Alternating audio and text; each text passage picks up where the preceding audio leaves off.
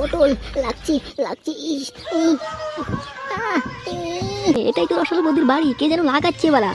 ও বাড়া বাড়া রসালো বৌদিকে লাগাবো আমিও। আরে ওই তো মালটা চলে যাচ্ছে, ধর ধর মালটাকে ধর, খোঁজ খবর নিয়ে নি। এ ভাই ভাই এদিক শোন, তোর সঙ্গে একটু কথা ছিল তো। কি হয়েছে বাড়া? তোরা কারা? তোরা এই দেওয়ালের পিছনে লুকিয়ে লুকিয়ে কি করছিলি বাড়া?